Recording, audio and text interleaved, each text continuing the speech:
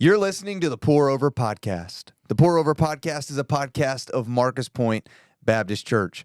Marcus Pointe exists to connect people to God, one another, and a lost world. We hope that through this podcast, you are strengthened in your faith, challenged to walk closer to Him, and find encouragement and hope in Jesus.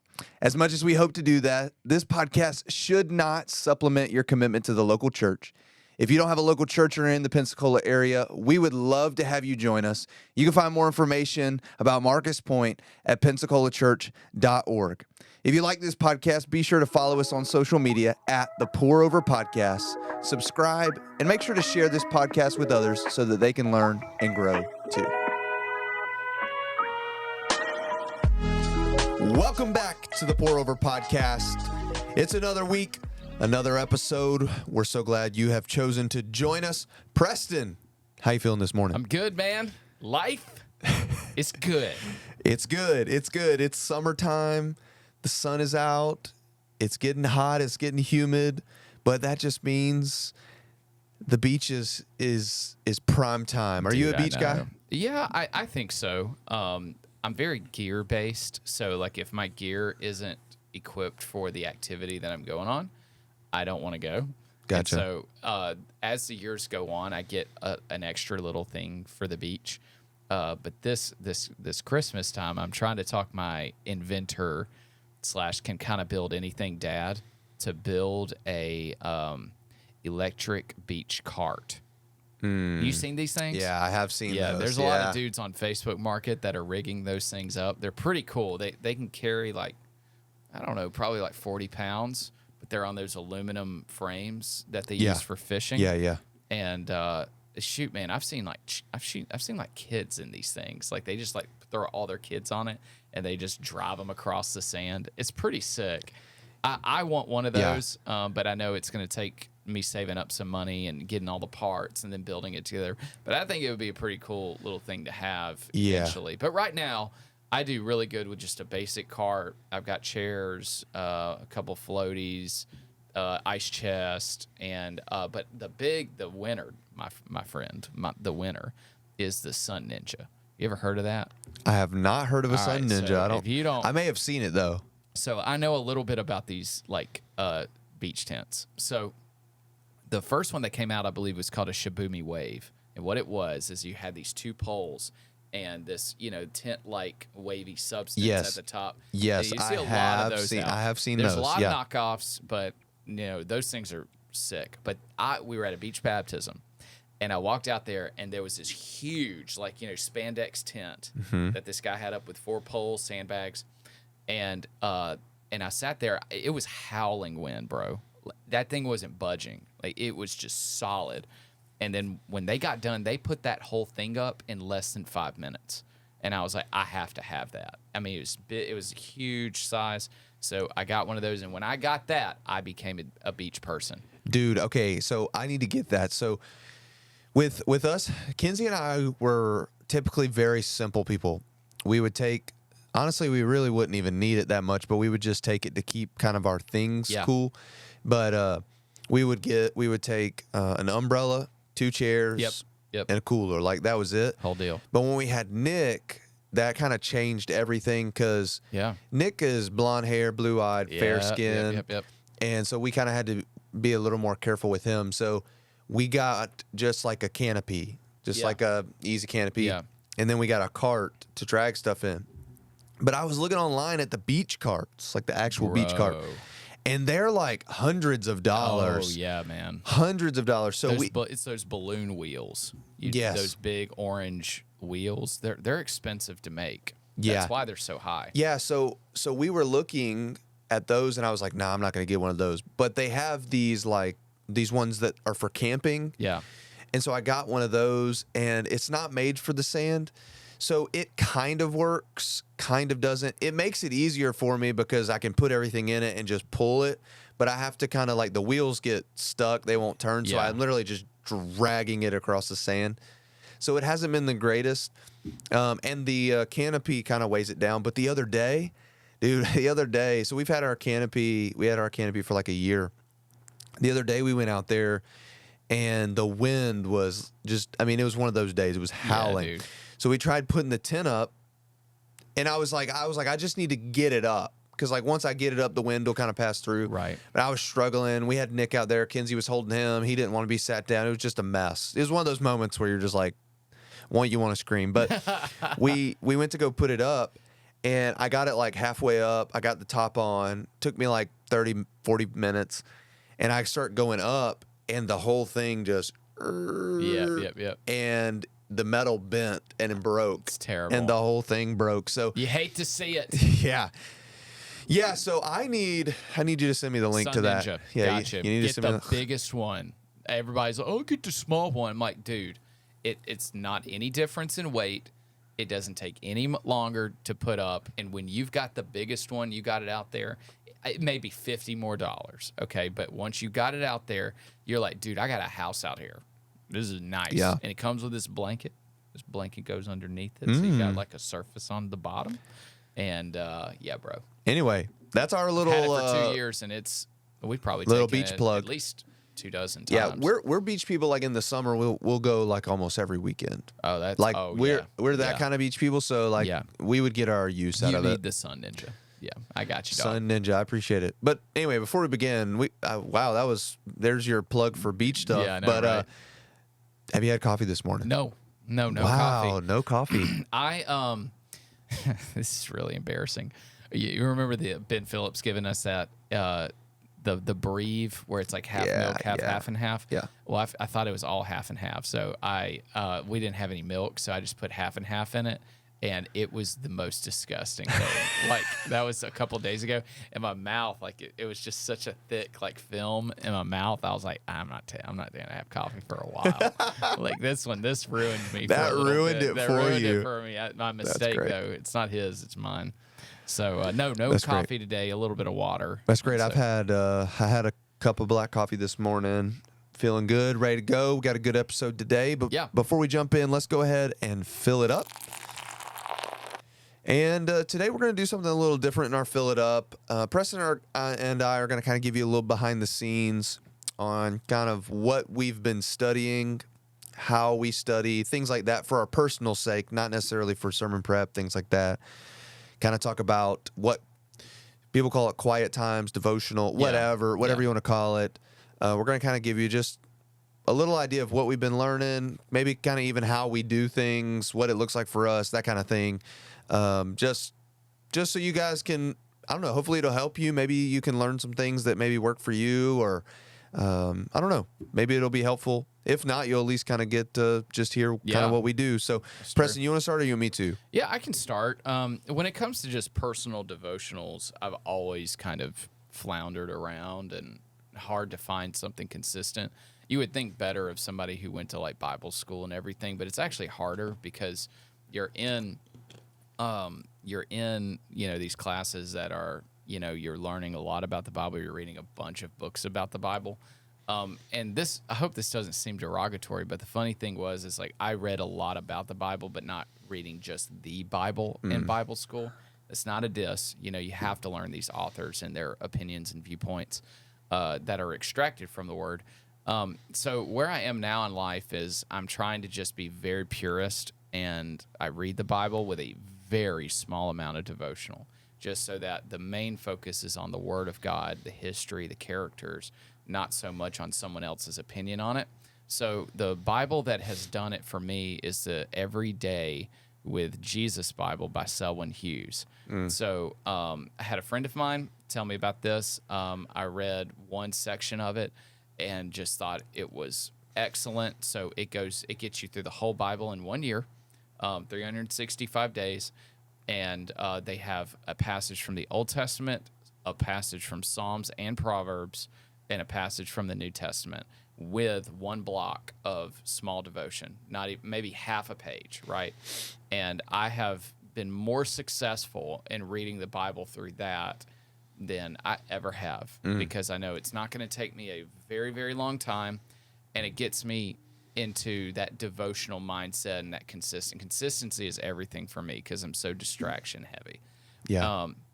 And so probably what I'm looking for now to help me improve that is probably something that influences my prayer life to be stronger. That is not included in this devotion, and that is another weakness that I've always had, is how to have that consistent prayer life. I do have a prayer list of people that I develop on a weekly basis and pray over, but it's not very legit. So Yeah. I'm trying to find something that empowers that, so that I kind of have all of it together. So that's kind of what I do on a personal devotion Nice. basis. So what have you been walking through recently? I know you were kind of read a different passage. Does it like Yes, is so it now I'm in First Kings. So now I'm in Solomon building the temple. And I'm a couple days behind, to be totally transparent. I'm probably 4 devotions behind, because every now and then I miss a day. But right now I'm in Solomon's temple. I'm also in the latter part of the book of John, where Jesus is, giving a lot of discourses and about who he is, and it's approaching, of being betrayed in his death, and so that's where I'm at currently. Nice. So I do something fairly similar. I found this Bible reading plan. One of the things that I did not like about reading the Bible straight through Genesis to Revelation is there are some sections that get really tough. Like, obviously we know like Leviticus and things like that, but even some of the prophets and stuff like that can get get real tough when like for the next 2 months, like you're going to be reading law or maybe long prophecy. I don't know. That may Right. sound Yeah. anti-spiritual. Please forgive me. But, and then what would happen is I'd miss a day and then eventually I'd fall off. So I was having a hard time doing that. And I was like, I wonder if I can find something out there that would kind of give me through the whole Bible, but give me a variety. So I found this Bible reading plan, and basically like on Sunday is focused on epistles. Right. So through the 52 weeks on Sundays, I'll read epistles and it'll get me through all the epistles. Yeah. Monday is like, I think it's like maybe like the Torah, like the first 5 of the Old Testament. Then like Tuesday is law. Wednesday is the wisdom books. Thursday, I'm trying to remember, but it breaks it down. Thursday is Gospels. Friday, but it kind of breaks it down like that. So like I'm just now getting into a place like on Tuesdays where or whatever day it is, where I'm in the law, but it kind of helps me because it's like the next day I'm in something different. Yeah. So it's kind of cool too, because I'm getting to hear from the Gospels. Then I'm getting to see like the life of Jesus. Then I'm also getting to hear about the early churches. Then I'm also getting to hear like, I just walked through Solomon not that long ago. I'm now on like a couple generations beyond Solomon now, and just watching all that they have done and gone through. I think I'm Right. on Jehoshaphat right now. Yeah. That's where I am, like 1 Kings 20. Yeah. We're pretty close. So anyway, but like, I get to see it all, and it's kind of cool. It gives me a different perspective. So I've been doing that. I'm like you. I used to do a lot of like real heavy commentary and study and things like that. I just found myself, like you said, reading more of commentary than scripture. Right. And I was trying to be careful of that because I really want to spend time with Jesus and not necessarily more time with Warren Wiersbe. Like, Yeah. Right. I think there is great, immense value in those things. So what I've done to try and, because I don't want to just read and then go, I have no clue what I just read, walking away, did my reading, check the box off. So I use an app called Enduring Word by Oh yeah. David Guzik. Very, very popular. Very popular, very solid. I really like it. There are a few things that he may theologically, it may be a little different, at least from our stance at Marcus Pointe. But I really, for the most part, in all the, what I would say, core foundational pieces, like very solid. Yeah. And I really enjoy that. The app's really easy to use. It's real quick to read. It's not overwhelming. So I'm able to kind of read a little bit of that if I need to. And then the prayer is something that I've been struggling through as well. I'm trying to develop a list for like on Mondays, here's what and who I'm going to pray over. On Tuesdays, here's what I'm going to, and then like every single day I pray over a few things. Like every single day I pray for my family, you know, every single day I pray for things like that. That's what I'm trying to do. But it just, I don't know why prayer seems so difficult, but Yeah. I've struggled in that regard as well. But that's kind of what I'm doing. Where I'm trying to get is I'm trying to get to where I do almost like what the beginning of my sermon prep is, which is not anything crazy, but basically taking a passage and maybe spending a couple days in it and developing a main point. So like the main point of the passage, and then if I was to preach a sermon, what the main point of that would be, Yeah. and then develop an outline for it, and then move on to the next. But I'm trying to get there because I feel like I would learn more, if that makes sense. Yeah. So I'm trying to find the balance between, you know, trying to learn so much about the passage, but also trying to find time to rest, Right. like in God and in His Word, and just meet with Him. So I'm trying to find a balance, and maybe it works out one day where there's maybe 2 days a week I'm grinding in the passage and really studying, and then maybe a couple days a week where I'm spending more time like prayerfully considering. I don't know. I'm trying to figure out that balance, but Yeah. that's kind of where I'm at right now. I think we're almost halfway through the Bible reading plan. I think it's almost week 24, 25. Like we're getting halfway Right. there. I'm like a week behind. I think I'm like 5 to 7 days behind Yeah. too. But It's natural. kind of trudging Revelation along. always gets the kick down the road. Yeah. I feel like most people Yeah. are like, "Oh, I didn't finish the last 5-10 days." That's all that one book Yeah. for me. So, Yeah. yeah, So it's been good. Another thing that I'm probably going to try and move back to is writing stuff down. You know, I've got goodness, I it. know. It helps when I write stuff down. I can go back and things like that. But anyway, that's kind of what I do and what I've been learning. One of the biggest things I've been learning recently, and we did a podcast on it, pride and humility. That's kind of what I've been learning a lot about pride. I actually just preached.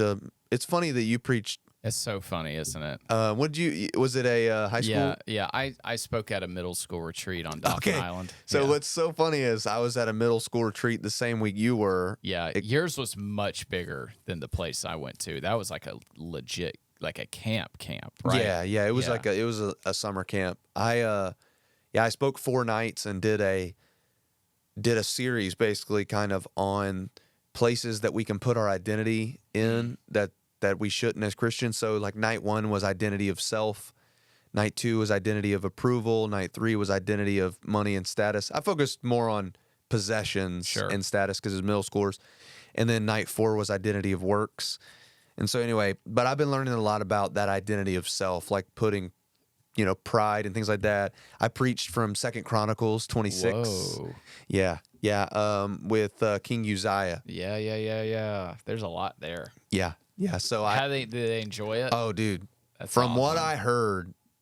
I heard, they really liked it and learned a lot. We saw 2 kids get saved, and That's awesome. so it was cool. But that's kind of a lot of what I've been learning, because you just see these kings, like even Solomon. He asked for wisdom, and he was considered one of the wisest people in the world. But basically, it says he got rich, he got all this stuff, he got all this fame, all his popularity, and he just had a love for women. Yep. And they led him astray. Yeah. And it's just like, how could a guy that's so wise, I don't know. It's Yeah. just crazy. So anyway, that is not what our podcast is about today. But anyway, with that being said, let's go ahead and move it into our Fill It Up segment. Today, we're going to kind of continue our theme. We've been doing, this is now week 3 of our series, kind of Who is God? We're kind of talking about some of the attributes of God. And we have talked about His immutability, or not, excuse me, that's next week. We have talked about His omnipresence, His omniscience, and His what's His other one? His omnipotence. We talked about those 3 in one podcast, or one episode. And then in the other episode, we talked about His holiness. And today we're going to talk about His sovereignty. Sovereignty, that's a word that you've probably heard before. We're going to kind of talk about what it means and why it's important. And hopefully we're going to kind of just pump it out real quick. Yeah. So the sovereignty of God, you've probably heard of this. This oftentimes refers to the rule and reign of God. That basically a lot of people use it as like God is in control. He's sovereign. He's in control. Yeah. But a good definition for the sovereignty of God that I've read before is that he everything that happens comes about because he either directly causes it or he allows it to happen. He consciously allows it to happen. So everything is either because he directly caused it or because he consciously allowed it. Yeah. And nothing enters into history or could ever exist outside of history that doesn't come under the control of God. Yeah. So everything's under his control. He causes things to happen or allows things to happen. And essentially, this is kind of where we get the idea he's on the throne. He's the Lord. Yeah. He's over it all. He's in control. And so that is really what the sovereignty of God looks like. Psalm 24, verse 1 says, "The earth is the Lord's and all it contains, the world and those who dwell in it." So the Lord is in control. Everything that is in it is his, and he is the creator of it all.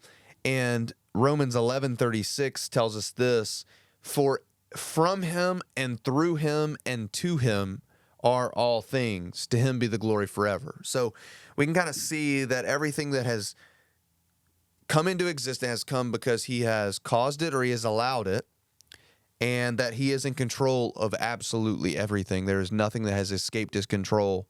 And so that is kind of what the sovereignty of God is.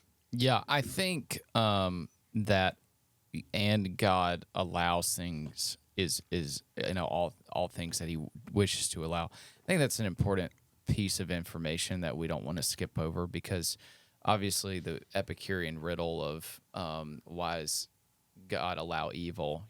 Does that mean like he's an unwilling God or an impotent God, or however it may mean? You've got to understand, to be a fully sovereign God, it also doesn't mean that if God simply was in control of all things but did not allow anything else to happen, then God would be an oppressive God. We don't serve an oppressive God. We serve a God who is in control of all things and allows things to occur. His will is still a part of that, but he still instills freedom into the world that he's created. If he did not have freedom in the world, true freedom, then he's an oppressive God. Jeremiah 29:11, it's a verse that a lot of us know. We've heard of this passage before, but it says this: "For I know the plans that I have for you, declares the Lord, plans for welfare, not for calamity, to give you a future and a hope." And it continues on. "Then you will call upon me and come and pray to me, and I will listen to you." Listen to that freedom. He gives us the ability to come to him. It's not and you will be forced into my presence. You will be forced into the desire of me. Yes, we will all meet him one day, but in the freedom that we have here on earth, it's an open-ended, I have willed this freedom in your life to choose this. "You will seek me and find me when you search for me with all of your heart." Not everybody has a heart for God.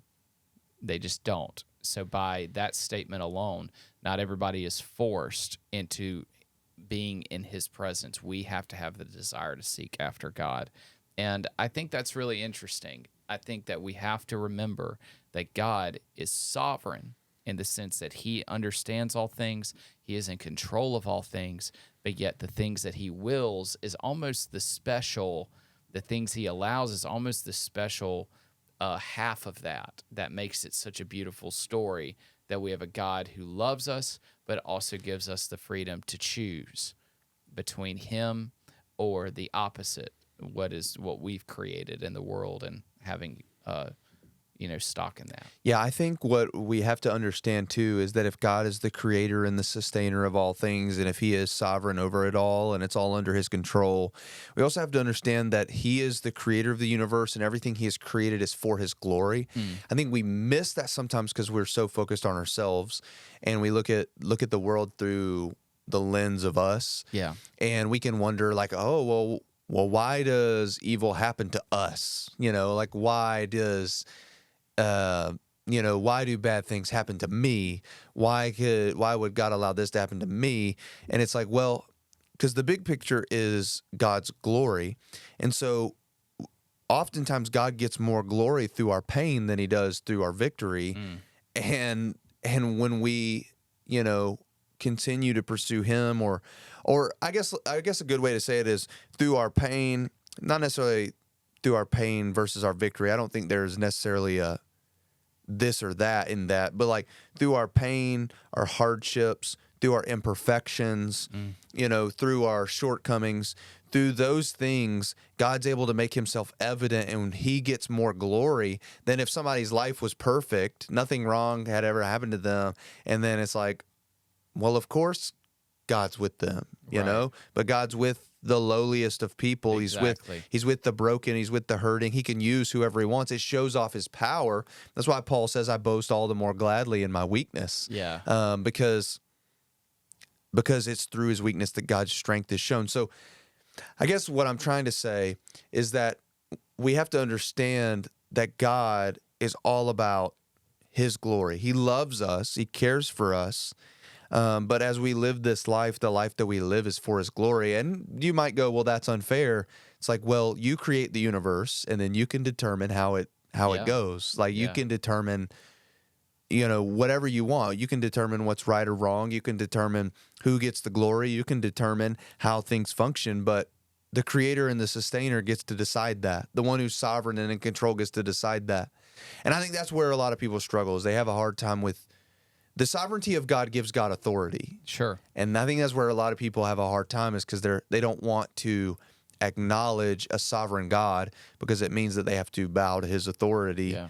And, a lot of people want to serve I themselves. walked by a place in the mall yesterday, and it was a sign promoting LGBTQ Pride Month, and it said, "You're safe here." And I don't know why that provoked a thought in me, that what are they safe from? What are they trying to get safe from? What is an individual who is choosing against what God has put for us on this earth? I'm not trying to get really like, Oh, yeah. you understand? I'm not trying to do that. I'm not trying to hurt anybody or be extremely judgmental to anybody. But I mean, clearly, if you read the Bible, you know that lifestyle is very different than what God would want for an individual. So if we're talking about safety, what are we truly being safe from? Now, I understand if somebody's just being cruel and punishing to an individual based off of low reasons and not a good reason.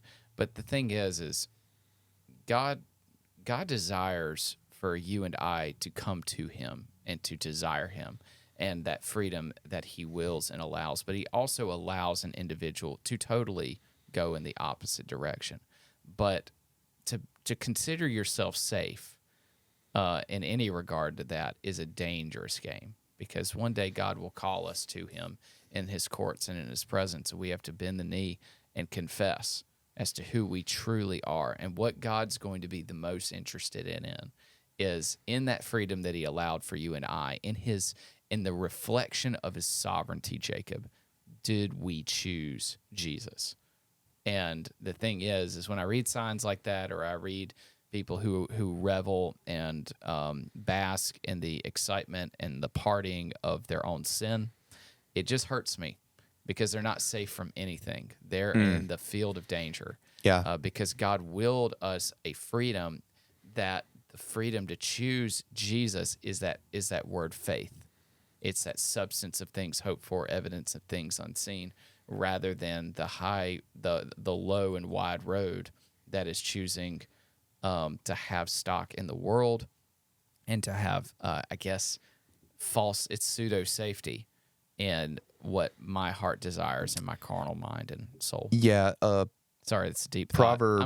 I'm in a weird mood today. Proverbs 16:4 says, "The Lord has made everything for its own purposes, even the wicked for its evil day." Man, thank you. And that so just summarized that really good. it's funny that these people that are, that think for whatever sin it is, these people that bask in it or have pride in themselves, and what they're doing, and kind of think they're like getting at God or Yeah, whatever. yeah. They still fall under the sovereignty of God, and Man. God's using their wickedness That verse for His own right there, purpose. dude, that was money. And that was awesome. That's what people don't understand. They're like thinking, what am I? I have escaped the sovereignty of God. No, you have not. God is even using your evil for His purposes, and that's just I don't know. That it's just crazy to think that God uses everything. I think a good example, if we can go to the Bible for a good example, would be Job. Yeah. Satan comes before God, and he asked, or he basically tells God, like, "Hey, you know, your servant Job only serves you because you've blessed him and you protect him. If you let me attack him, you know, his family, ultimately him physically, he'll turn against you, you know, whatever." And so Job goes through all this pain and this hardship, but through the pain and the hardship, Job learns more of who God is. Yeah. And then in the end, God is glorified through it even much more because Job remained faithful. So God allowed evil and wickedness and destruction to happen to him, but it was for the purpose of God's glory. And you can see how God was with him throughout it all. And so, yeah, that's the people always question. They always quickly move to that side. Like, how could God allow this to happen? But we have to understand there's a much bigger picture that God sees. God is not bound by time. He's outside of it all. And he sees all of history playing out before him. Yeah. And so he knows what he's doing. That can be hard for us to trust because we only see things in the moment. But God knows exactly what he's doing. He's in control. And we can know that his purposes will be fulfilled. Right. And, you know, we think about, like, why would sovereignty matter for us? But that should give us great comfort to know that we're on the winning team and God's in control and we're a child of the one who has all things in his control. And not only that, but he loves us and cares for us, calls us his children, says we have an inheritance with him. And he's the one that's in control. I mean, that should give us great comfort and encouragement as we think about that. I think so. No, we're good there. Bro, I mean, I think we Yeah. hit the nail on the head. Yeah. Sometimes you can overthink this stuff. Yeah, you can. I would say there's probably two things. We've mentioned some of these things, but people will probably be like, why does it matter what I do if God is sovereign and everything under control? Like, it and just things gonna happen. I think we have to understand that there is I think with under God's control and in his will, there is freedom within his will. Preston talked about that a little bit. You know, I've heard a pastor give an illustration before, and it's like, if I'm heading, you know, if I leave here today and go head to my house, I'm going to get to my house, but depending on traffic or the way that things go, there's different routes that I can take to get there. And sometimes I think that God gives us freedom like that. And sometimes I think we stress like every little decision. I think our focus should just be like, how do I honor God, be obedient to him, and within that, you know, trust that there's freedom that he's given us. And so I think that's good. Another question that people might ask is like, why should I pray? Like, if God's already made his mind up, you know, why should I pray? And James 4:2 says, "You do not have because you do not ask." I think there's some things that God's determined and like they're gonna happen. I think there's some things that God says, "I'm not gonna do it until I hear from you." And so we have to understand, like, there are some things that God wants to do, but he wants to hear from us first. And so, yes, he's sovereign and yes, he's in control, but he also, like we've talked about, gives us a choice on how we're going to respond. And so there's some things that I believe that he waits to hear from us to intervene. Yeah. And so prayer is still important. So choosing to live for him and follow him, still very important. Choosing to pray and talk to him and ask from him, still very important, even though he's sovereign and in control. In fact, my opinion, those two things should be heightened. Like, we should want to do those even more now that we know he's sovereign and in control. Yeah. So. Faith brings glory to God. And Colossians 1:16 says, This is concerning Jesus. They're talking about the incomparable Christ. Well, I'll start in 15. It says, he is the image of the invisible God, the firstborn of all creation. For by him all things were created, both in the heavens and on earth, visible and invisible, whether thrones or dominions or rulers or authorities. All things have been created through him and for him. He is before all things, and in him all things hold together. That verse 17. We got to remember, I'm going to stick back, going back a little bit on the circumstances of things that God allows that might be evil, that might be the dominion or authority that Satan has, the enemy over the world.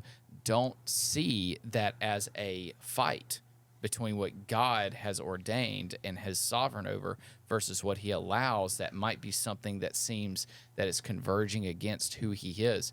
God holds all these things together.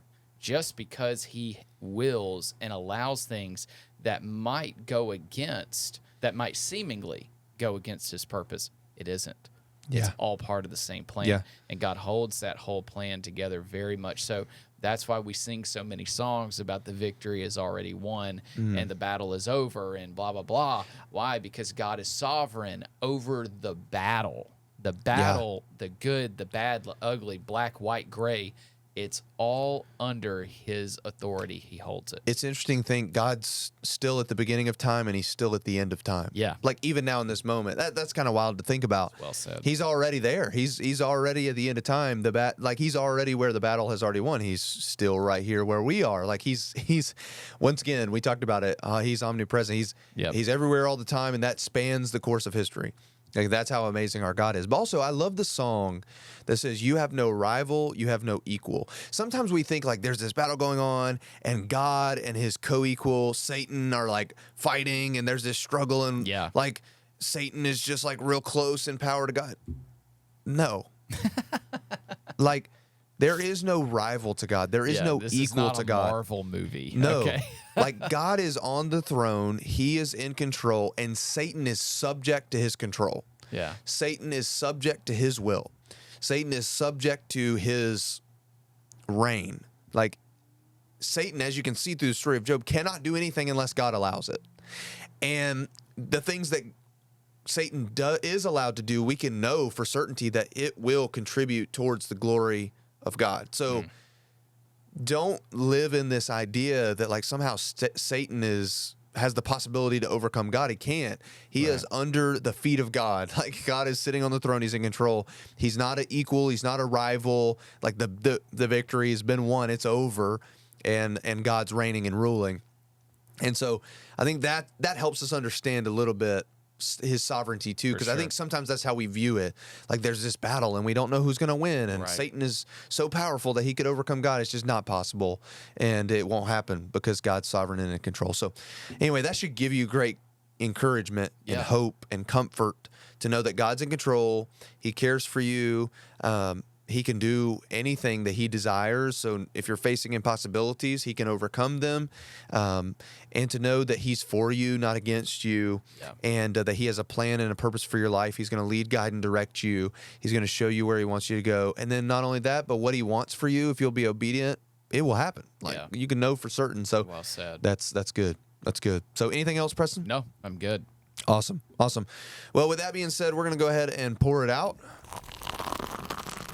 And if you have been listening for any amount of time, you know this is our 1 minute timed segment where Preston and I have the opportunity to just brain dump, just let whatever's on our mind out. It doesn't have to do anything to do. It doesn't have to have anything to do with this episode or anything spiritual. We can just let it go, whatever's in our mind. So okay, I'm ready if you want me to go first. Right, here we go. 3, 2, 1. Pour it out. All right, so I've got to give a shout out. I know this episode will come several weeks later because we've been recording some a little earlier, but I've got to say the Boston Celtics are the 2024 NBA champions. They finally broke through. Jason Tatum, Jaylen Brown finally broke through, finally won a championship. The Celtics hang banner number 18, the most ever by any NBA franchise, surpassing a tie with the Lakers. And so the Celtics are the greatest organization that has ever lived. I have been a Celtics fan. I've never rooted for any other NBA team. I've been a Celtics fan for as long as I can remember. I was 8 or 9 the last time. I was maybe 9 or 10 the last time that they won. I was 8. The last time that they won an NBA championship in 2008. It's been 16 years. So it feels good. I really wasn't an avid NBA fan when they won last time. So this is the first time I'm getting to see a championship where I was like really locked in and invested. So this one was special. So anyway, go Celtics. I love that. All right, man. You ready? Yeah, I think so. All right, let's give it a go. Let me get the timer up. All right, here we go. 3, 2, 1, pour it out. I really don't know what I'm about to talk about. Did you need me to wait? No, it's good.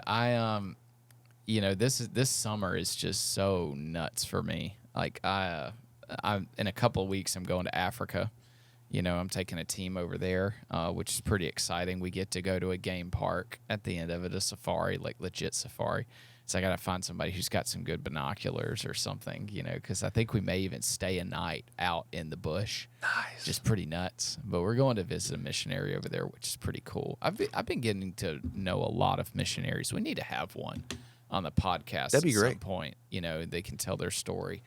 But just been meeting a lot of new connections and seeing what God's doing all around the world, and that the gospel is the same here as it is in France or England or Malawi or wherever it may be. But it's just kind of encouraging, to be honest. Yeah, no, that's awesome. That's awesome. Last mission trip I went on was in Mexico when I was over the college ministry. It's been like Mexico. 2 to 3 years ago. Yeah. It was just crazy. I went on a mission trip for like 6 years in a row. Yeah. Love getting to work with missionaries and have a heart, in that regard for missions. But it's definitely different. We had Nick, and things changed for us. So anyway, oh dude, I forgot to switch the camera off of you. So the whole time I'm talking. Anyway, that's a new challenge. But he may can fix it in post. I don't know if he gives him every video. I feel like we've been doing pretty good. Pretty good. We've been making it. That was my first forgetful moment. But he probably can fix that. That's not an issue. So, anyway, well, thank you guys for tuning in for another episode. As always, you guys can subscribe to our channels. Make sure you follow us on social media at the Pour Over Podcast. Make sure you share.